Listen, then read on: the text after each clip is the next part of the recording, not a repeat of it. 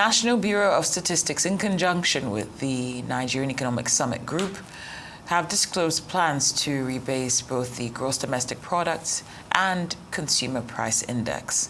The rebasing aims to align economic statistics with current realities and account for structural changes in Nigeria's economy. The year 2019 has been chosen as the new base year, replacing the previous base year of 2010, while 2024 is set as the new base year for the CPI. The data agency said it's in the final stages of validating the data collected for the rebasing. The rebased figures are slated for release by the end of January 2026. Post-rebasing activities will include further analysis and dissemination of the data.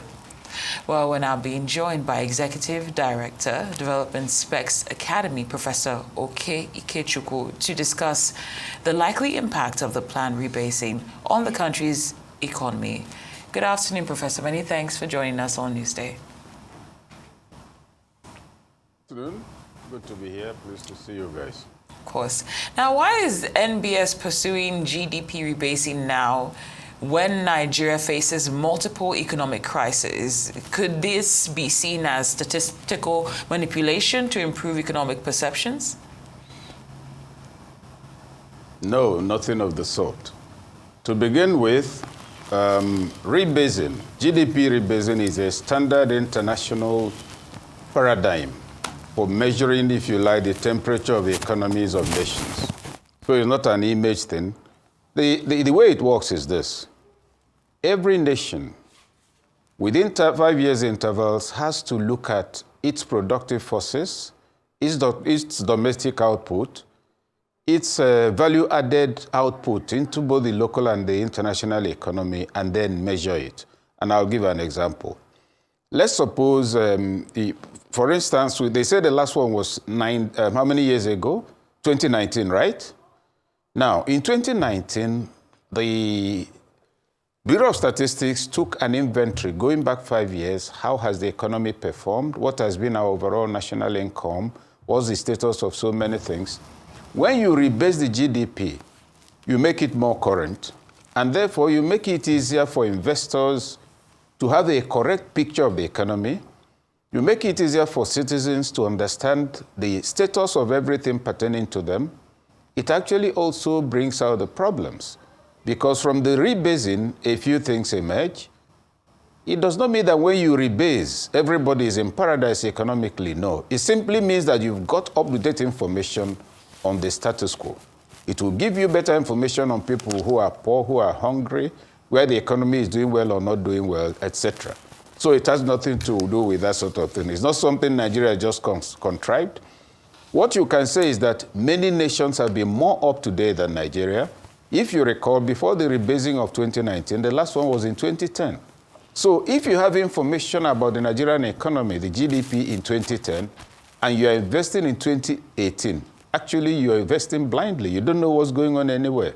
So it's a device for updating data on GDP and other indices, indicators of the status of the economy and national wealth. All right, what specific sectors or activities will likely be captured in this rebasing that weren't previously included? And how reliable is the data collection in Nigeria's largely informal economy? Beginning with the question of which sectors, nothing can be left out. If you're asked to give an index of, economic or financial health of your family, you can't include health and remove food.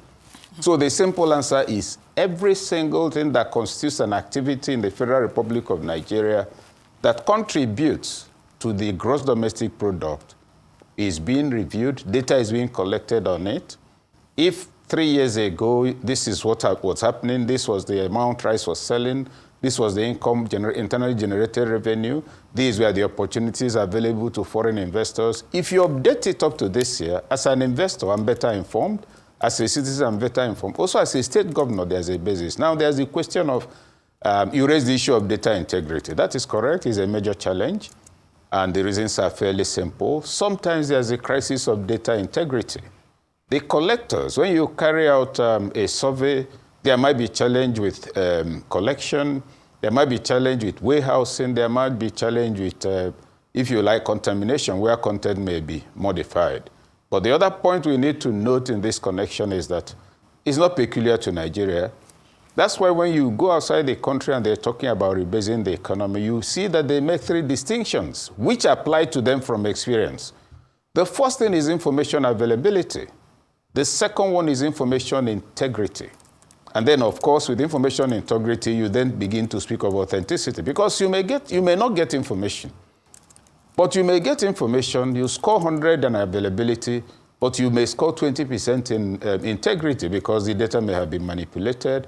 And when you come to authenticity, what's your storage facility? But in this case, you have several national stakeholders, state governments, agencies, and even some, if you like, the social actors, non-governmental, coming together to warehouse through consultation, collection, polls, data that is humanly available for this exercise to be carried out.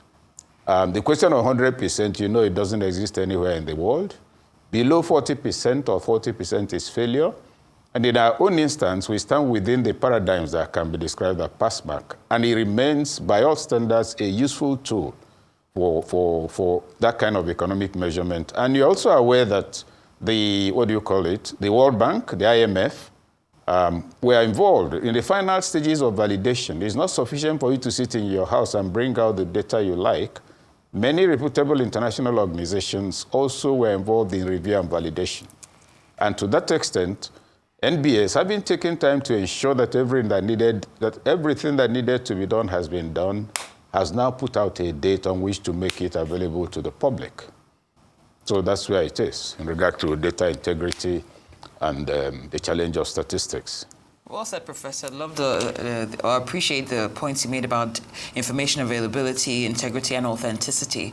But will a rebased GDP that shows higher economic output actually attract foreign investment, or will investors focus on underlying fundamentals like inflation and unemployment? Oh, no. All of that will be taken into account by any intelligent investor, because if I'm an investor and I see the possibility of higher income in Afghanistan where a war is going on, I could go there if I had the means to weather the environment. You must ask yourself, why is it that even in war-prone areas, expenditures and capital investment is high, and procurement? So 3 things, or 1 or 2 things to note. Number 1, that cannot be the only index for deciding to come in as an external investor.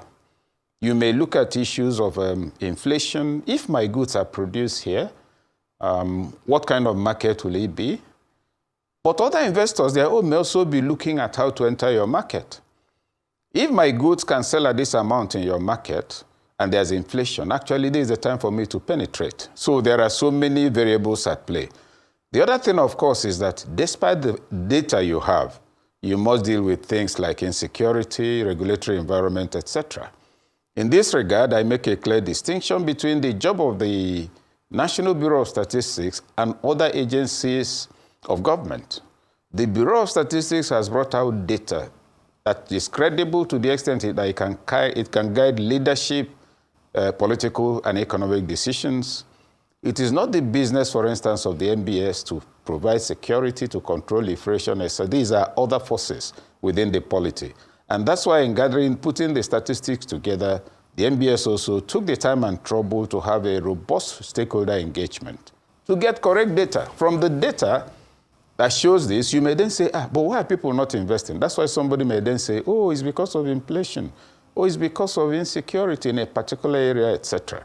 So we need to make those disaggregations so that we don't assume that with data from NBS, all the problems any investor will contemplate has been addressed. No.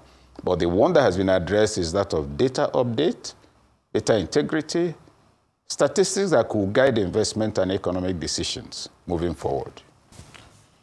All right, so, Professor, a higher GDP figure will technically reduce Nigeria's debt to GDP ratio. Does this create false comfort about our debt sustainability or genuine fiscal space? It can create comfort, false comfort for people who are not thorough analysts, thorough thinkers, and leaders who think that making public statement is the same thing as dealing with people's welfare. So it could create that. But picture yourself as head of state or president, and this kind of data is brought to you. From your question, what you're likely to immediately want to find out is, look, how does this affect the common man? So it's not sufficient, it's not enough. It depends on whom it's given to and the impression he makes out of it. I recall in the past when I was heading the campaign of a presidential aspirant, he contracted some people to do polling for him. By then, it was the primaries had not taken place, and they did a poll result and came with the result that I think 58 or 68% of Nigerians wanted him to be president, and he was very excited. I told him that this poll result is not useful to us. He said, how? What do you mean? Can't you see they spoke to Nigerians? I said there are things to examine. Number one, how many Nigerians did they speak to? Number two, what's the gender disaggregation? Number three, what's the level of education? Number four, what's their religion? What's the ethnic extraction? What's the spread? Where did they go? Finally, and most importantly, Your Excellency, this poll, the election you're preparing for is the primaries of your political party. Primary elections are delegate elections. Nobody comes from outside to vote except delegates from the states. The poll was not carried out among the delegates, so it's a totally irrelevant result. So finally, sir, look at this. The delegates are usually under their governors. The governors, when they have an agreement, determine who to give their delegates. This poll did not speak to any governor, did not know the name of one delegate, but he has brought you the result that Nigerians want you to be president. To make it worse, they also extracted some contributions of those who made elaborate comments, which I'm sure is the poll organizers that also organized. His good qualities, I say, sir. So let's look at the entire poll result and find out how many comments are like this. Finally, I've taken time to check. They interviewed a total of 263 people. Nearly all of them here in Abuja, and they are telling you that all Nigerians. So that's the thing where data can be misplaced. Fortunately, in the instant case, state governments, National Economic Council, all stakeholders, not just a question of all major stakeholders, all stakeholders who have anything to do with the Federal Republic of Nigeria, whose activity can be capitalized under GDP or categorized under GDP, and who make one impact or the other, either in goods or services or value added, they were involved in generating the document and the results we are talking about right now. Professor, we'd like to thank you for your insightful analysis. I really appreciate the example you gave about the political candidates. 263 people in the FCT is not it's not great, but it's Nigeria. I know. Thank you so much, Professor Okey Ikechukwu, Executive Director of Development Specs Academy. Thank you for joining us, and thank you for your insight.